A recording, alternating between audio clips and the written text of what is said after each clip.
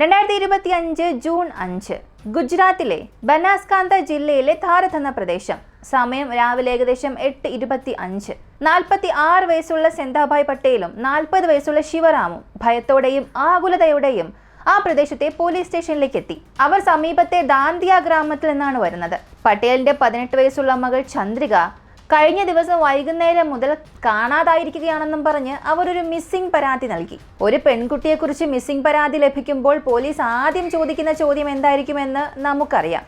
അതുപോലെ തന്നെ പോലീസ് ചോദിച്ചു, നിങ്ങളുടെ മകൾക്ക് ആരുമായെങ്കിലും പ്രണയബന്ധം ഉണ്ടോ എന്ന്. പട്ടേൽ ഭയത്തോടുകൂടി ഇല്ല എന്ന് മറുപടി നൽകി. ജൂൺ 4 വൈകിട്ട് ഏകദേശം 5 മണിയോടെ സുഹൃത്തിനെ കാണാൻ പോകുന്നു എന്ന് പറഞ്ഞ് ചന്ദ്രിക വീട്ടിൽ നിന്നും പുറപ്പെട്ടു. എന്നാൽ ഏറെ വൈകിട്ടും അവൾ തിരികെ വന്നില്ല. അവൾ പോകുമെന്ന് പറഞ്ഞ സുഹൃത്തിനെ മാതാപിതാക്കൾ വിളിച്ചപ്പോൾ ചന്ദ്രിക ഇവിടെ വന്നിട്ടില്ല എന്നായിരുന്നു മറുപടി. അങ്ങനെ കുടുംബവും ബന്ധുക്കളും രാത്രി മുഴുവനും അവളെ തിരഞ്ഞെങ്കിലും കണ്ടെത്താനായില്ല. അടുത്ത ദിവസം രാവിലെ അവർ പോലീസിൽ പരാതി നൽകി. ചന്ദ്രിക എവിടെ പോയി എന്നറിയാൻ പോലീസ് ഗ്രാമത്തിലെ CCTV ദൃശ്യങ്ങൾ പരിശോധിച്ചപ്പോൾ അതിലൂടെ ലഭിച്ചത് അവൾ ഒരു ബസ്സിൽ കയറി ഗ്രാമം വിട്ടു പോയെന്ന്. അതേസമയം അവളുടെ മൊബൈൽ ഫോൺ ആ ഗ്രാമ ടവർ പരിധിക്കുള്ളിൽ തന്നെ സ്വിച്ച് ഓഫ് ആയിരുന്നു. അവൾ കിഡ്നാപ്പ് ചെയ്യപ്പെട്ടിട്ടുണ്ടെങ്കിൽ കിഡ്നാപ്പർമാർ മാതാപിതാക്കളെ വിളിക്കുമല്ലോ. ആ നിലയിൽ അവളുടെ അച്ഛന്റെ ഫോണിലേക്ക് വന്ന എല്ലാ കോളുകളും പോലീസ് നിരീക്ഷിച്ചു. അപ്പോൾ ചോദ്യം, ചന്ദ്രിക വീട്ടിൽ നിന്നും എവിടേക്കാണ് പോയത്? അവൾക്ക് എന്താണ് സംഭവിച്ചത്?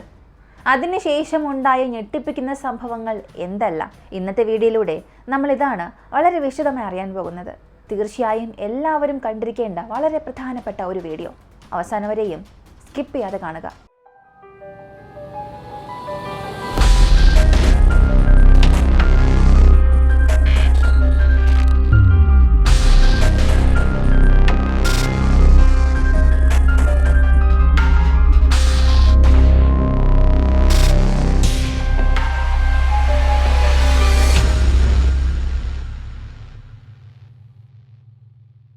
ചന്ദ്രികയുടെ മൊബൈൽ നമ്പർ പോലീസ് നിരീക്ഷിച്ചുകൊണ്ടേയിരുന്നു.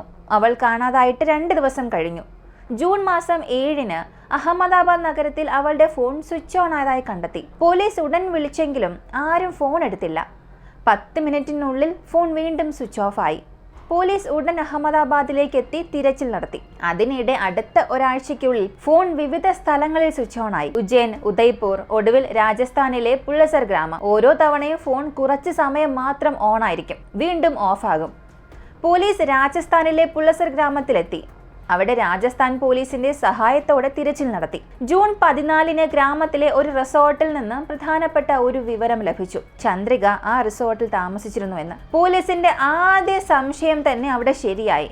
അതായത് ചന്ദ്രിക 23 വയസ്സുള്ള ഹരീഷ് എന്ന യുവാവിനൊപ്പം അവിടെ താമസിച്ചിരുന്നു. ഇരുവരും പ്രണയത്തിലായിരുന്നു. അതിനാലാണ് ആരോടും പറയാതെ അവൾ വീട്ടിൽ നിന്നും പോയത്. എന്നാൽ ചന്ദ്രികയുടെ കുടുംബത്തിന്റെ സ്വാധീനത്തെ തുടർന്ന് പോലീസ് ഹരീഷിനെതിരെ നടപടി തുടങ്ങി.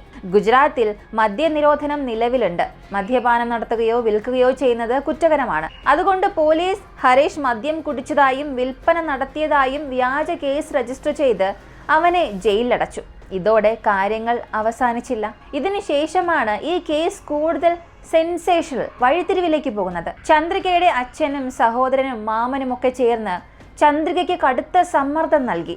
ഹരീഷിനെ സ്നേഹിക്കരുത്, വീണ്ടും അവനുമായി കോണ്ടാക്ട് ചെയ്യുകയാണെങ്കിൽ അവനെ ഇനി ജീവിതകാലം മുഴുവനും ജയിലിൽ തന്നെ വയ്ക്കും എന്നിങ്ങനെ അവർ ഭീഷണിപ്പെടുത്തി. വളരെ സമ്മർദ്ദത്തിലായ ചന്ദ്രികയ്ക്ക് മറ്റൊരു വഴിയില്ലായിരുന്നു.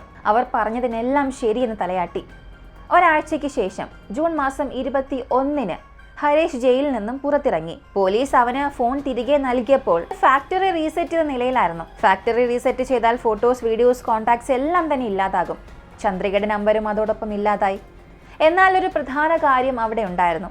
ഹരീഷിന് ചന്ദ്രികയുടെ ഫോൺ നമ്പർ മനഃപ്പാടമായിരുന്നു. അവൻ ഉടൻ അവളെ വിളിച്ചു. പക്ഷേ ഫോൺ സ്വിച്ച് ഓഫ് ആണ്. അവളെ വീണ്ടും കണ്ടെത്താൻ അടുത്ത് എന്ത് ചെയ്യണമെന്ന ചിന്തയിൽ അവൻ അലഞ്ഞു. ഇപ്പോൾ അവൻ ഓർമ്മ വന്നു, അവർ ഒരുമിച്ചുള്ള ഫോട്ടോസൊക്കെ തൻ്റെ ലാപ്ടോപ്പിലുണ്ട് എന്ന്. ഉടൻ തന്നെ ഹരീഷ് കോടതിയിലെത്തി. ആ ഫോട്ടോസ് എല്ലാം തെളിവായി സമർപ്പിച്ചു. അവർ ഇരുവരും പ്രണയത്തിലാണെന്നും കുടുംബം ചന്ദ്രികയെ വീട്ടിൽ പൂട്ടിയിട്ടിരിക്കുകയാണെന്നും അവൻ ആരോപിച്ചു. എന്നിട്ട് ഹെബിയസ് കോർപ്പസ് ഹർജി ഫയൽ ചെയ്തു. ചന്ദ്രികയെ കോടതിയിൽ ഹാജരാക്കണം എന്നാവശ്യപ്പെട്ടു. കോടതി ആ ഹർജി അംഗീകരിച്ചു. ചന്ദ്രികയെ കോടതിയിൽ ഹാജരാക്കണമെന്ന് പോലീസിന് ഉത്തരവിട്ടു. അങ്ങനെ ജൂൺ 27 ചന്ദ്രികയുടെ മാതാപിതാക്കൾ കോടതിയിലെത്തി. എന്നിട്ട് ഒരു ഞെട്ടിപ്പിക്കുന്ന കാര്യമായിരുന്നു പറഞ്ഞത്. ചന്ദ്രിക ഹൃദയാഘാതം മൂലം മരിച്ചുവെന്ന്. അതോടൊപ്പം ഒരു ഡോക്ടർ സർട്ടിഫിക്കറ്റും അവർ സമർപ്പിച്ചു. കോടതി അത് നോക്കിയിട്ട് അംഗീകരിച്ചു. ഹരീഷിന്റെ ഹേബിയസ് കോർപ്പസ് ഹർജി തള്ളിക്കളഞ്ഞു. ചന്ദ്രിക മരിച്ചുവെന്ന വാർത്ത കേട്ട ഹരീഷ് കോടതിയിൽ തന്നെ കരഞ്ഞു വീണു. എന്നാൽ കുറച്ചു ദിവസങ്ങൾക്ക് ശേഷം അവൻ ഒരു നിർണായകമായ തെളിവുമായി ജില്ലാ SP സമീപിച്ചു. ഇതൊരു സ്വാഭാവിക മരണം അല്ല, കൊലപാതകമാണ് എന്ന് അവരൊരു പരാതി നൽകി. ചന്ദ്രികയുടെ അച്ഛനും മാമനും ചേർന്നാണ് കൊലപാതകം നടത്തിയതെന്നും ആരോപിച്ചു. SP പരാതി നോക്കി അത് സ്വീകരിച്ചു. എന്നിട്ടൊരു പ്രത്യേക അന്വേഷണ സംഘം രൂപീകരിച്ചു. അന്വേഷണ സംഘം ചന്ദ്രികയുടെ മാതാപിതാക്കളെയും ബന്ധുക്കളെയും എല്ലാം വേർതിരിച്ച് ചോദ്യം ചെയ്തു. എല്ലാവരും വ്യത്യസ്തമായ മറുപടിയാണ് പറഞ്ഞത്. അതോടെ പോലീസിന് എന്തോ സംശയം തോന്നി. ചന്ദ്രികയുടെ മരണത്തിൽ എന്തോ മറച്ചു വയ്ക്കപ്പെട്ടിട്ടുണ്ട്. ഹരീഷ് നൽകിയ ഫോട്ടോസ് എല്ലാം പോലീസുകാർ ഈ കുടുംബങ്ങൾക്ക് മുന്നിൽ വച്ച് ചോദ്യങ്ങൾക്ക് മറുപടി നൽകാൻ ആവശ്യപ്പെട്ടു. ഇപ്പോൾ മറുപടി പറയാനാകാതെ ബന്ധുവായ ശിവരാമും ഒടുവിൽ അവർ സമ്മതിച്ചു ചന്ദ്രികയെ കൊലപ്പെടുത്തിയതാണെന്ന്. അവരുടെ ആ കുറ്റസമ്മതം കേട്ട് പോലീസ് മാത്രമല്ല, മുഴുവൻ ഗുജറാത്ത് സംസ്ഥാനവും ഞെട്ടിപ്പോയി. ഇന്നും ഇത്തരത്തിലുള്ള ആളുകൾ ഉണ്ടോ എന്നായിരുന്നു ജനങ്ങളുടെ പ്രതികരണം. 2024 സ്കൂൾ പഠനം പൂർത്തിയാക്കിയ ചന്ദ്രിക ഒരു ഡോക്ടർ ആകണമെന്ന സ്വപ്നം കണ്ടിരുന്നു. 2024 നീറ്റ് പരീക്ഷയിൽ അവൾക്ക് നല്ല മാർക്ക് നേടാനായില്ല. അതിനാൽ അവൾ കോച്ചിങ് ക്ലാസ്സിൽ ചേരാൻ തീരുമാനിച്ചു. അങ്ങനെ പലൻപൂർ നഗരത്തിലെ ഒരു കോച്ചിങ് സെന്ററിൽ ചേർന്നു. അവിടെ ഒരു ലേഡീസ് ഹോസ്റ്റലിൽ താമസിച്ച് പഠിച്ചു. ഒരു ദിവസം ക്ലാസ് കഴിഞ്ഞ് പുസ്തകങ്ങൾ വാങ്ങാൻ പോയപ്പോൾ വൈകി ഹോസ്റ്റലിലേക്ക് പോകുന്ന അവസാന ബസ്സും അവൾക്ക് നഷ്ടമായി. വഴിയിലൂടെ പോകുന്ന ഒരു ബൈക്കിനെ നിർത്തി അവൾ ലിഫ്റ്റ് ചോദിച്ചു.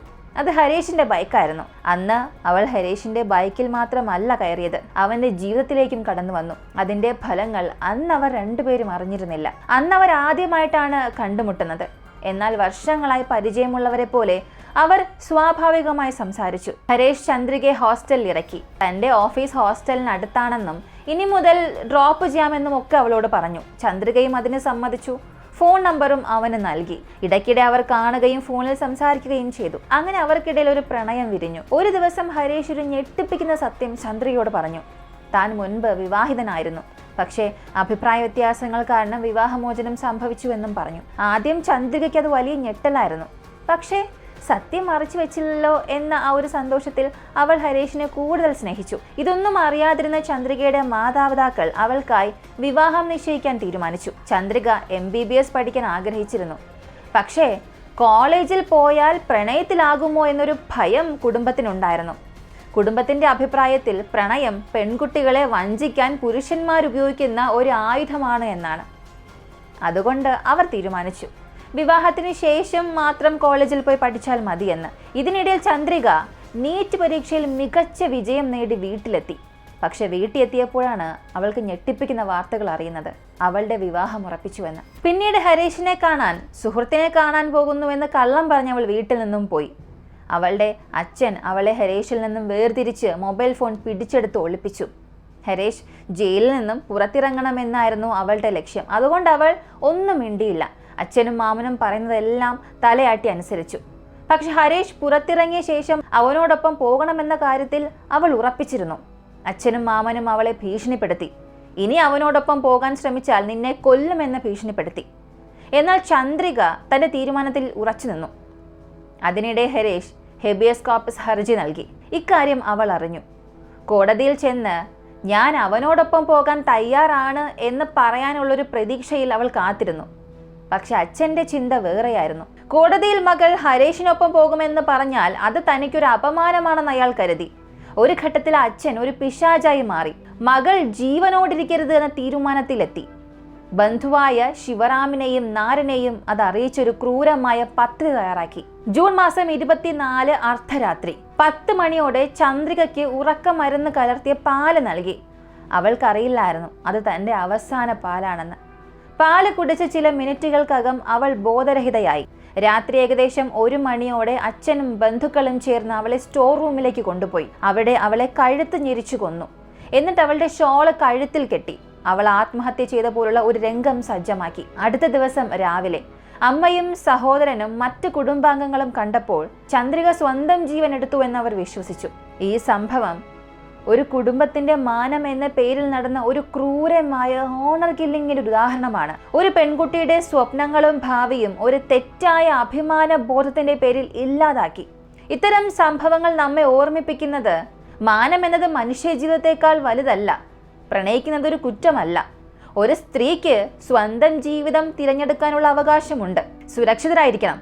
അനീതിക്കെതിരെ ശബ്ദമുയർത്തണം. മകളുടെ ആത്മഹത്യ വാർത്ത പുറത്തു വരുമ്പോൾ അത് കുടുംബത്തിന് അപമാനമാണെന്ന് അവർ കരുതി. അതുകൊണ്ട് ബന്ധുക്കളോടും ഗ്രാമവാസികളോടും അവർ കള്ളം പറഞ്ഞു, മകൾ ഹൃദയാഘാതം മൂലം മരിച്ചുവെന്ന്. അങ്ങനെ ജൂൺ മാസം 25 വൈകുന്നേരം അവർ ചന്ദ്രികയുടെ മൃതദേഹം ദഹിപ്പിച്ചു. ഹൃദയാഘാതം മൂലമാണ് എന്ന വ്യാജ മെഡിക്കൽ സർട്ടിഫിക്കറ്റും തയ്യാറാക്കി.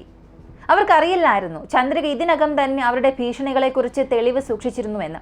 അതെ, നീ ഞങ്ങളുടെ വാക്ക് കേൾക്കുന്നില്ല എങ്കിൽ നിന്നെ കൊല്ലുമെന്ന് അച്ഛനും ബന്ധുക്കളും ഭീഷണിപ്പെടുത്തിയ കാര്യം അവൾ ഇൻസ്റ്റഗ്രാമിലൂടെ ഹരീഷിന് മെസ്സേജ് അയച്ചിരുന്നു. ആ മെസ്സേജിൽ അവൾ എഴുതിയിരുന്നത്, നീ ജയിലിൽ നിന്നും പുറത്തിറങ്ങി എന്ന് എനിക്ക്, ദയവായി വേഗം വന്ന് എന്നെ ഇവിടെ നിന്ന് കൊണ്ടുപോകണം, ഇല്ലെങ്കിൽ അവർ എന്നെ മറ്റൊരാളുമായി വിവാഹം കഴിപ്പിക്കും, ഞാൻ നിരസിച്ചാൽ അവരെന്നെ കൊല്ലും, ദയവായി എന്നെ രക്ഷിക്കണം. അച്ഛൻ ഒളിപ്പിച്ച ഫോൺ കണ്ടെത്തി ചന്ദ്രിക തന്നെയാണ് മെസ്സേജ് അയച്ചത്. എന്നാൽ ഹരീഷിന്റെ ഫോൺ പോലീസ് ഫാക്ടറി റീസെറ്റ് ചെയ്തതിനാൽ ആദ്യം അവൻ ആ മെസ്സേജ് കാണാനായില്ല. പിന്നീട് ഇൻസ്റ്റഗ്രാം വീണ്ടും ഇൻസ്റ്റാൾ ചെയ്തപ്പോൾ ആ മെസ്സേജ് കണ്ടു. അതോടെ അവൻ ഉടൻ തന്നെ SPയെയും കോടതിയെയും സമീപിച്ചു. മാതാപിതാക്കൾ ഹൃദയാഘാതം എന്ന് പറഞ്ഞപ്പോൾ തന്നെ അവനൊരു സംശയം തോന്നിയിരുന്നു. അതിനാൽ ആ ഇൻസ്റ്റഗ്രാം മെസ്സേജ് തെളിവായി പോലീസിന് കൈമാറി. കുറ്റസമ്മതത്തിന് ശേഷം പോലീസ് ഈ കൊലപാതകത്തിൽ പങ്കെടുത്തിരുന്ന ബന്ധുക്കളെല്ലാം അറസ്റ്റ് ചെയ്തു. ചന്ദ്രികയുടെ അച്ഛനെ പിടികൂടാൻ പോലീസ് വീട്ടിലെത്തിയപ്പോൾ അയാൾ ഒളിവിലായിരുന്നു. ഈ കേസിൽ ശ്രദ്ധിക്കേണ്ട ഒരു കാര്യം, ചന്ദ്രിക നീറ്റ് പരീക്ഷ എഴുതിയിരുന്നു. അവൾ 484 മാർക്ക് നേടി. ഡോക്ടറാകണം എന്ന തന്റെ സ്വപ്നത്തിനായി MBBS സീറ്റ് ലഭിച്ചു. അതെ, ഹരീഷ് ജയിലിലായിരിക്കുമ്പോൾ തന്നെ അവൾ മെഡിക്കൽ കൗൺസിലിംഗിൽ പങ്കെടുത്തിരുന്നു. ഒരു നല്ല കോളേജിൽ MBBS സീറ്റും നേടി. ഡോക്ടർ ആകേണ്ടിയിരുന്ന ഒരു പെൺകുട്ടി സ്വന്തം അച്ഛന്റെ കൈകളാൽ ക്രൂരമായി കൊല്ലപ്പെട്ടു. മാതാപിതാക്കൾ മകളുടെ സുരക്ഷയെക്കുറിച്ച് ആശങ്കപ്പെടുന്നത് തെറ്റല്ല. സമൂഹത്തിലെ ചില യാഥാർത്ഥ്യങ്ങൾ അവരെ ഭയപ്പെടുത്താം. പക്ഷേ ഒരു പെൺകുട്ടി പ്രണയത്തിലായി എന്ന കാരണത്താൽ ഡോക്ടർ ആകാനിരുന്ന ഒരു പെൺകുട്ടിയുടെ ഭാവിയെ തകർക്കുന്നത് രക്ഷയല്ല, അത് അഹങ്കാരമാണ്. ഒരു പെൺകുട്ടി നീറ്റ് നേടി MBBS സീറ്റൊക്കെ ലഭിക്കുമ്പോൾ അതല്ലേ ഒരു കുടുംബത്തിന് ഏറ്റവും വലിയൊരു ബഹുമതി. നിങ്ങളുടെ മകൾ ഡോക്ടർ ആകുന്നു എന്ന് ലോകം പറയുമ്പോൾ അത് നിങ്ങൾ കേൾക്കുമ്പോൾ അതാണ് യഥാർത്ഥ ഗൗരവം. അച്ഛൻ സമൂഹത്തിലെ തൻ്റെ പേരും മാനത്തെയും കുറിച്ച് ഓർത്ത് ഭയപ്പെട്ടു. ഇപ്പോൾ അയാളുടെ പേരിന് എന്ത് സംഭവിച്ചു? ജനങ്ങൾ അയാളെ കൊലയാളി എന്നല്ലേ വിളിക്കുന്നത്. ഒരച്ഛൻ്റെ കടമ എന്താണ്? മകളുടെ സ്വപ്നങ്ങൾക്ക് പിന്തുണ നൽകുക. അവൾ ഡോക്ടറായി ആളുകളെ സഹായിക്കുമ്പോൾ, സേവനം ചെയ്യുമ്പോൾ അഭിമാനത്തോടു കൂടി നോക്കി നിൽക്കുക. ഈഗോയും അഹങ്കാരവും കൊണ്ട് ഒരു നിരപരാധിയുടെ ജീവൻ എടുത്താൽ അച്ഛൻ എന്ന വാക്ക് ഉപയോഗിക്കാൻ പോലും അവകാശം നഷ്ടപ്പെടും. കുടുംബം എന്നത് ഒരു നിയന്ത്രണമല്ല, സംരക്ഷണമാകണം. സ്വന്തം മാനം കാക്കാൻ മകളുടെ സ്വപ്നവും സന്തോഷവും ബലി കൊടുക്കുന്നത് ഇതിലേറെ ക്രൂരത മറ്റെന്താണുള്ളത്? ബന്ധുക്കൾ എന്ത് പറയും എന്ന ഭയത്തിൽ ഒരു ജീവിതം നശിപ്പിക്കുന്നത് അതൊരിക്കലും ബഹുമതിയല്ല. ഇത്തരം സംഭവങ്ങളൊക്കെ എപ്പോഴാണ് അവസാനിക്കുന്നത്? മാതാപിതാക്കൾ സംരക്ഷകരാകണമോ അതോ നിയന്ത്രിക്കുന്നവരാകണമോ? നിങ്ങളുടെ അഭിപ്രായങ്ങൾ എന്താണെന്നുള്ളത് കമന്റിൽ പറയുക. ഇങ്ങനെയുള്ള വളരെ വ്യത്യസ്തമായ കേസുകളെക്കുറിച്ച് അറിയാൻ താല്പര്യമുള്ളവരാണെങ്കിൽ നമ്മുടെ ചാനൽ നിങ്ങൾക്ക് ഇപ്പോൾ തന്നെ സബ്സ്ക്രൈബ് ചെയ്യാം. ഇതുവരെയും ഒരു ലൈക്ക് പോലും ചെയ്യാതെ കാണുന്നവരാണെങ്കിൽ ഇപ്പോൾ തന്നെ ഒരു ലൈക്ക് ചെയ്ത് സപ്പോർട്ട് ചെയ്യാം. മറ്റൊരു വീഡിയോയുമായി വീണ്ടും കാണാം.